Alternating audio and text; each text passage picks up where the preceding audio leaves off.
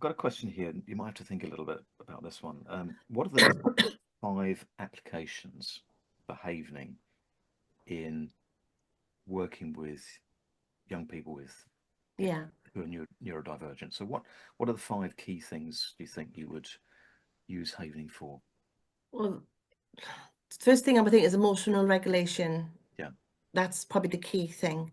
yeah, A lot of our young people mask a lot, and that takes a lot of energy. If you yeah, think you're suppressing it all day, you're holding, it's like a volcano ready to go, and you're putting a lid on it. So that's the biggest thing I'll say.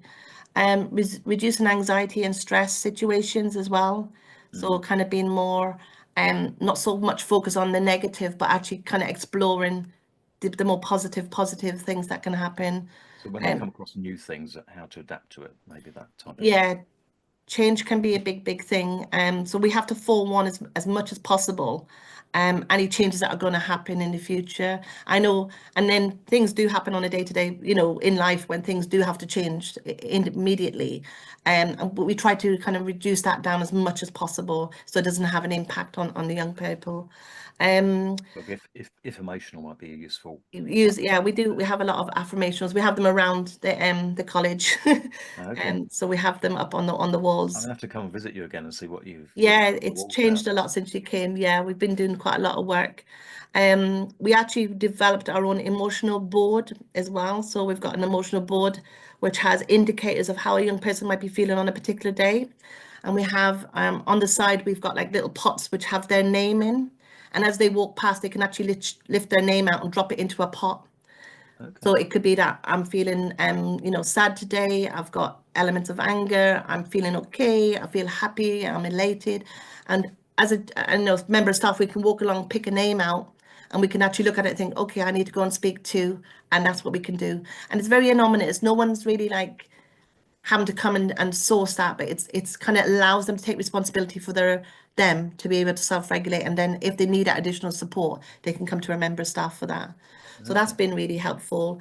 I think also allowing young people to process the traumas that they've probably experienced in the past. Um, Once they, like you say, once we have done the havening with them, they say they feel freedom. They feel. I had one person explain to me that where my brain was full of stuff, I now have a space to do different things. It was like they said it felt like it oozed out of their head, Eased out. Oh wow. oozed, yeah. Yeah. Um, and that was an interesting one. They hear things like that, which is quite good.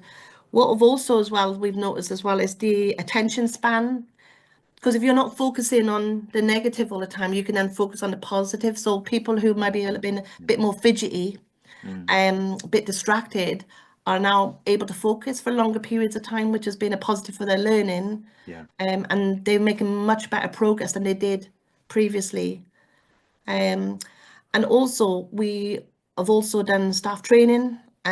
an awareness session around what havening is and how it works. And we also offered it to staff as well if they needed it. So we kind of, not just for the students, but the wider community within our staffing as well. And Mm. we've had a couple of uptakes with that with staffing, and the feedback's been very positive as well, how it's allowed them to be more mindful. Hmm. And also about the use of language. I think language is such an important thing in working with neurodivergent people. It has to be Mm. very clear and concise and say what you mean. Yeah. It's very, very important. It's like if you said to a young person, I don't like drinking coffee, but the next day they saw you drinking coffee, you've lost their trust because you told them you didn't like it. Mm. You cannot say you like it one day and then not the other day. They don't understand that. Hmm. So What yeah. would you say as an alternative then? I don't like drinking coffee on a Tuesday or something like that. Yeah, or you could say, I don't like drinking coffee, but occasionally if I'm having a tired day, I might have it for a boost or an uplift. So it's that sort of like, so it might be not every day, but I might have it occasionally, and they get that. But it's if you say I don't like it, but then you drink it, then you know what I mean. They say, well, what are you drinking? Coffee. Well, you said you didn't like it, Yeah. and then it's like then you've kind of like, all right, okay. Sometimes it's hard because sometimes you say things naturally, and then you suddenly think, oh, I should have rephrased that slightly different. Yeah. Yeah. And because Just think about that beforehand. Yeah. yeah, and I think because I am also neurodivergent in I've got ADHD. I'm very much my brain's always in 3 or 4 different places at one time.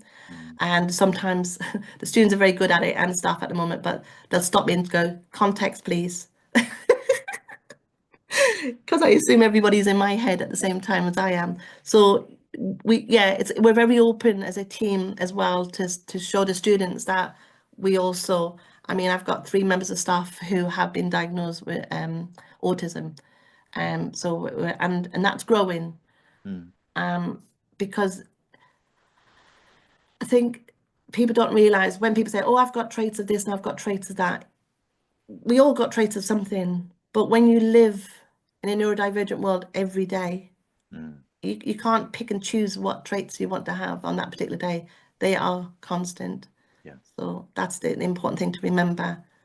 Yeah, I guess it's like we can all feel different emotions, but that doesn't mean that you're in a particular state of mind all the time. Exactly.